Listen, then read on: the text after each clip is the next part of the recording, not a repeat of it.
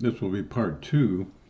I am breaking this up into sections to make it a little bit more manageable.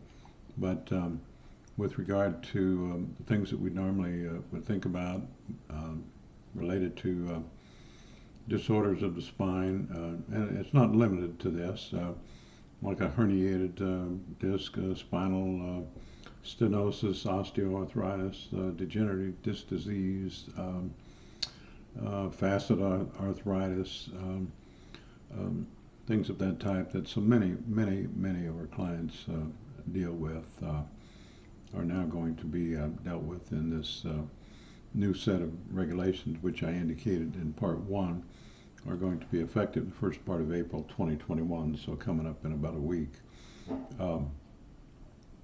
But at any rate, the elements of what used to be the old listings did not necessarily have to be considered all at once, if you will. Concurrence, the language Social Security Administration likes to use. So you have to have meet many of the elements at the same time, which makes it a little more difficult to be approved for Social Security disability.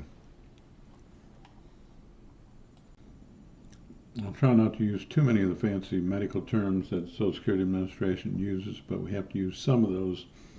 And claudication, for example, is one of those.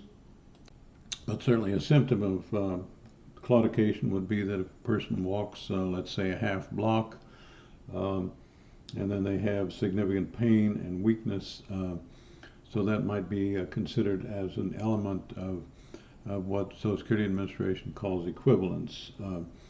In other words, a person does not necessarily have to meet every element of the listing as published on Social Security Disability's website, but they can have what the practitioners and doctors call medical equivalence.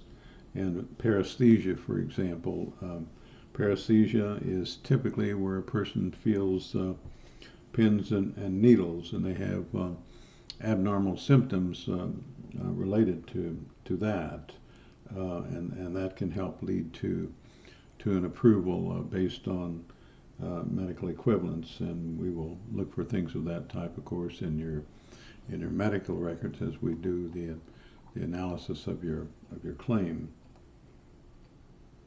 Always important to remember that home and work are different.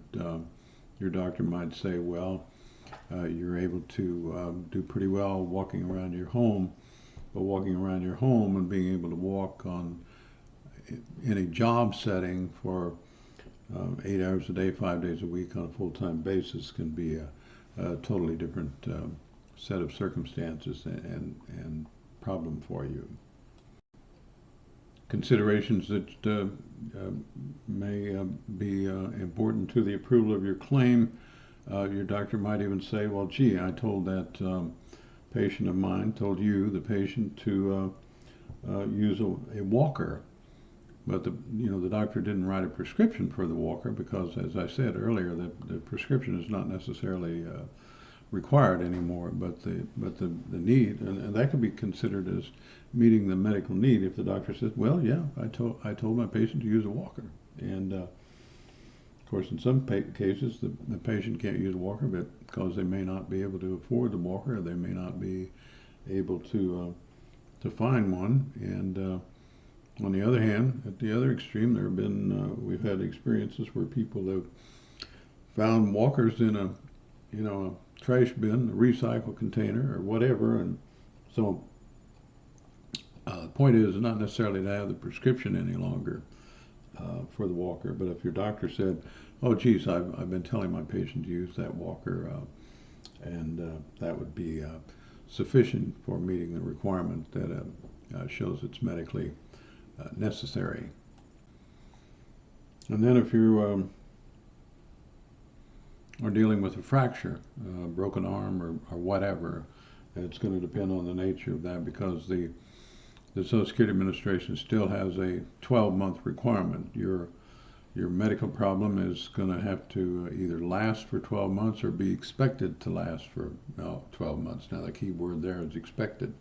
And of course, your doctor typically, or your nurse practitioner, are the folks who would have to make that statement for you.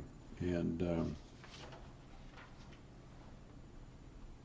if you have some sort of a hand injury or something of that nature that limits your ability to work, the new regulations indicate it no longer is a requirement that limitation deal with your dominant hand. In other words, if you're right-handed, your injuries located on your right hand, are located on your left hand, and so it doesn't really matter which hand. And then, of course, there are disease, pathological fractures too. There could be cases where, sadly, a person might be dealing with cancer, and then, of course, the chemotherapy or osteoarthritis and things of that type. And of course, that those problems might lead to fractures, unfortunately, as well. And those are considerations that we would take into account in making the analysis and making the arguments with regard to finding a path for approval for your disability claim. Another element we would have to consider if you're dealing with an amputation, for example, and it's usually going to be a circumstance whereby that amputation is well, apparently there are some doctors, some surgeons who will try to save part of the heel during an amputation, and the medical experts tell us that that's a very noteworthy goal. But in reality, they find that they're going to have to do a higher amputation later in most cases, not all, but in most cases. And so the Social Security Administration will continue to identify what part of the leg, for example, has been amputated. And then there are also, of course, an additional consideration has to be given to what are called soft tissue injuries, and that's found under Section 1.21 in the new regulations. That could be a skin condition, it could be a burn that causes significant limitations for you. A person could be working in a plant or a factory setting, and that person gets their arm caught in a wringer. That's tough to even consider. But then the amount of skin and flesh that's removed as a result of that takes, in most cases, many months, or in some cases many years to be able to find that condition has resolved. But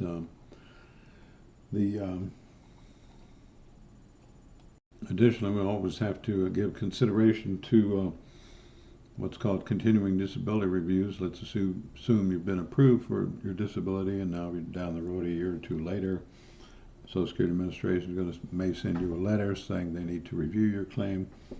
They're going to look at whether or not there's been medical approval. But the point is, now they're also going to use these new regulations in making a decision as to whether or not they will be able to continue your benefits. They call those abbreviated as CDRs.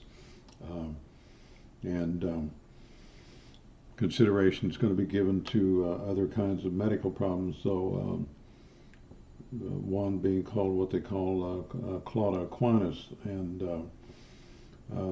example that some of the physicians use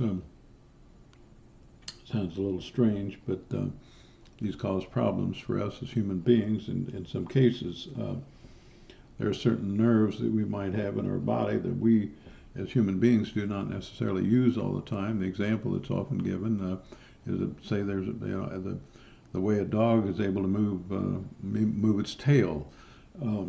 Those nerves, to some extent, exist in human beings, and even though we don't utilize those nerves, they can cause problems for us, cause pain, and cause functional limitations.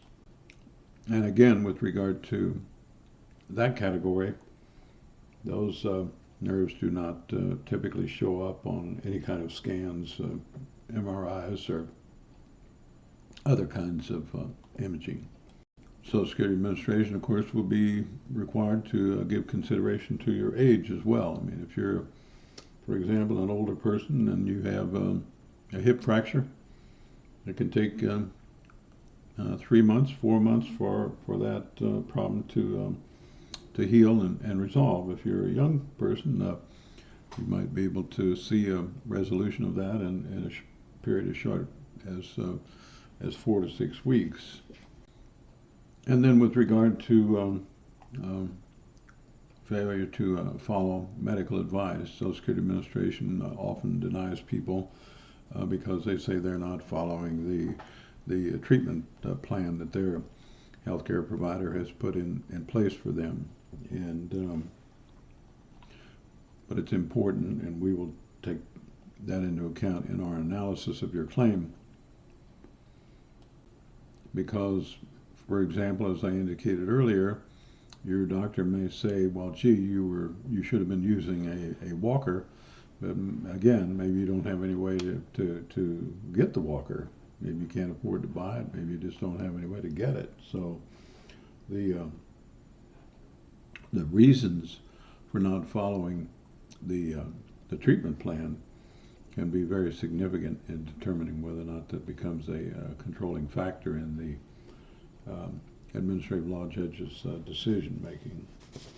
But that's pretty much the essence of where we are on the new regulations. As I indicated at the outset, overall they're more restrictive.